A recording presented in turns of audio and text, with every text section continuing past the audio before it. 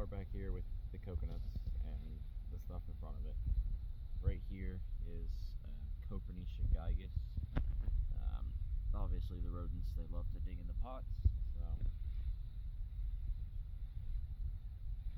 try to prevent that, but every morning there's almost guaranteed something is dug in the pot. This one right here is Copernicia fallens. This one's a really nice 7-gallon. This one will be going in the front. Probably in the next month it'll be in the ground. E.G. Dorf coconut, gotten pretty big. I mean, I just trimmed up the coconuts probably about a month ago. It didn't take too much winter damage. I mean, we got some frost on some nights. You can see some of the damage, wind and cold. Did a lot of damage on here. The base, it's gotten pretty big, starting to move upward. Quite a bit, actually. You see the new fronds. They're quite large, too. View from the back. A lot of size, and I'll be very interested to see what kind of size I can put on this year. Maybe even potentially flower. You can see this bottom, it fattened up quite a bit, enough to split some of the old bases. I mean, this base, it split it when it was still green. You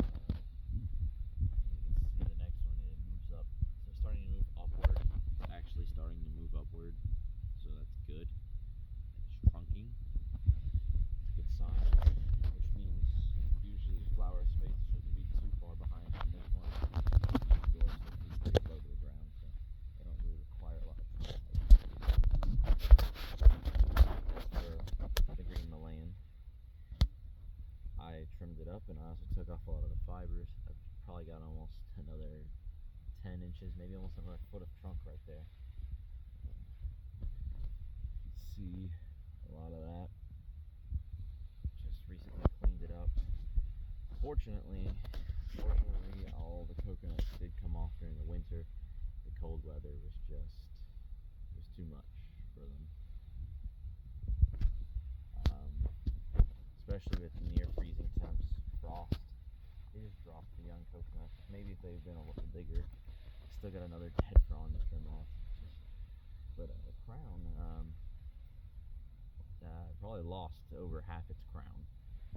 It still was pushing pretty good during the winter, but I know it lost a lot of it due to the cold weather. I'm still waiting on it to actively start flowering again, because it hasn't done that yet. It hasn't started flowering, but I mean, it was transported out of the ground to here, so it could be up to a year more before it starts flowering again.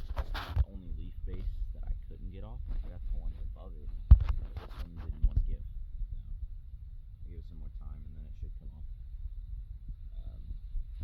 I guess the last standing spathe, when I took off the leaf base, kind of just broke. That's the only coconut that was on there. It hasn't dropped the coconut yet, but that is the only thing.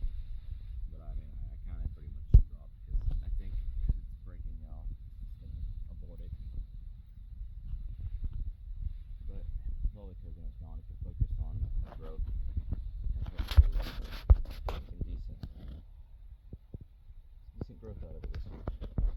With all the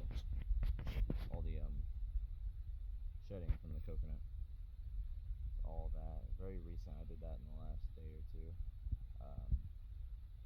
So of course all that's gotta be cleaned up, and I'm gonna put it in the bucket. But the leaf bases are pretty big. All of these fibers, they're very thick. So coconuts can be quite messy when they're cleaning up the trunk. So there's all that. Now I'll walk over and I'll show you what I've done with the area that harbored all the other coconuts. So before I show you guys, I'll explain the issue that I had with the coconuts over here. It's a really big issue. None of them were pushing after the last hurricane. They all stopped. The spears were in the center were rotting, very stiff, and they just weren't pushing. I think think 5-6 months of no pushing at all. I mean, I marked the spears, there was nothing, I treated them. I don't know exactly what was going on, maybe something in the soil, maybe some pest. I didn't see anything. I mean, when I did take out the coconuts, there were ant nests underground in the coconut. So I could account that as being a problem. But I've kind of re-amended some of the soil over here. I've put in some beneficial microbes, some mycorrhiza, some rich organic matter into the soil, and then I planted some new palms. As much as I love coconuts, I went with something different, some different things, because I didn't want to have just coconuts. I mean, I got 2 very nice large specimens of coconut over there. I think I'll be happy with that. But I did put in this one.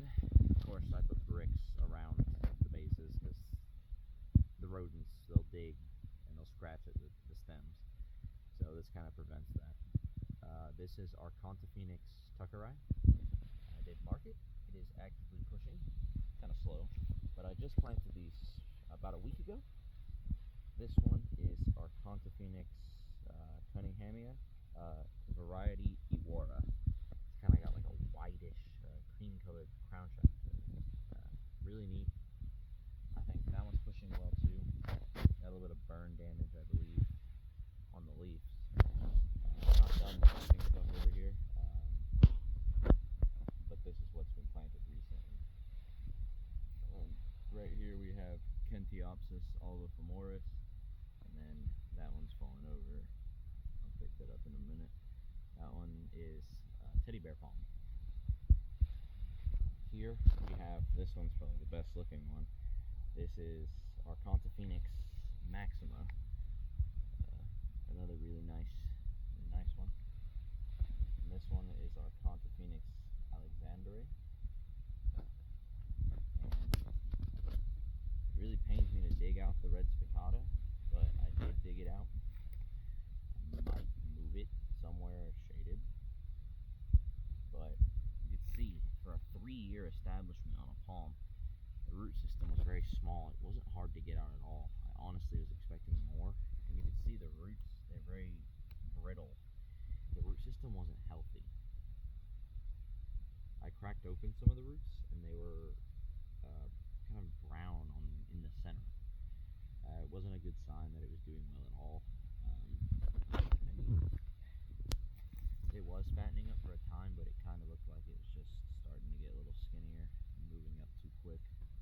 I mean, if you look at the spear for that hurricane, and I mean, it just didn't push.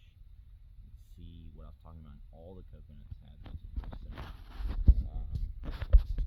So I really didn't like that. And part of the soil, I think, because it came from a 7-gallon, I moved it up to a 7-gallon, and there was a lot of potting soil in there, a lot of perlite, and you can see it rises into the surface as I watered this in.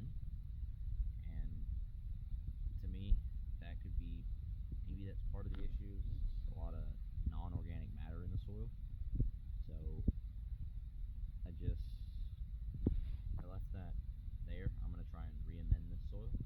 I'm going to plant this palm right here, the Adelaia Batracea. It's a really nice specimen. If you guys have ever seen an Adelaia in person, it's a great palm to have. It's a really big palm. I mean, these things they take so long to trunk, like 20 years. And I saw today, I was at Liu Gardens, and I saw one of these. Still a juvenile. Fronds were probably 25, almost 30 feet long, and it still was years away from forming a trunk. It's a juvenile. So, slow growing, but always fun to watch a palm go from this to eventually throwing almost 40-foot fronds. It just seems to, like, erupt out of the ground before it even forms trunk.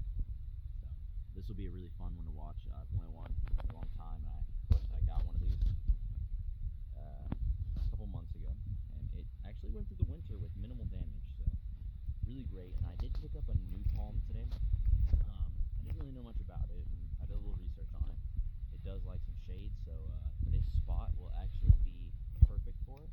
Where the Satakentia was, it did have the same issue as the others, just wasn't pushing, and it was really dying off. So I really hope that I don't encounter that issue again with any of these new palms, I'll be working to continue amending the soil and make sure that it's well fed. A lot of organic matter, a lot of leaves in there. I'll mix that into the soil too and allow those to break down.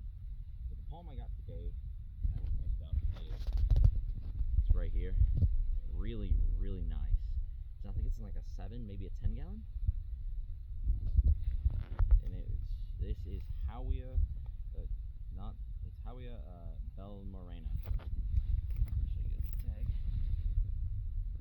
Really nice specimen, and it's got these beautiful recurved fronds. And to me, that is just an amazing palm. I think it's going to do really great there. This gets the least sunniest spot. It gets some filtered light, shade, and this palm seems well suited for that area because during the heat of the summer they don't like the high heat and they don't like the sun. They tend to burn. So this should hopefully prevent that and should keep it nice, really nice. I mean, it's got a new spear on it too. Hopefully it'll be opening that soon. So I'm probably gonna get it planted, that and the Adelaia in the coming weeks. And it's the perfect time to plant palms.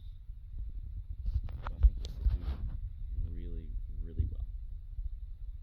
Anyway, and that one back there is Adelaia speciosa. That is going to go in the ground too. It took some winter damage, and I believe a lot of it was actually sun damage. I had it over in front of the Fiji dwarf, and I believe the sun burned it. It was wearing shade, I believe. But it did open a new frond, so it is coming back. It's coming back just fine. By the end of summer, it'll probably look just fine again. But everything is serious in the process of being reworked. Got some Marchantia Phoenix, Howea, Adelaia. Should be a really nice and diverse garden over here once it settles in, everything settles in and gets growing.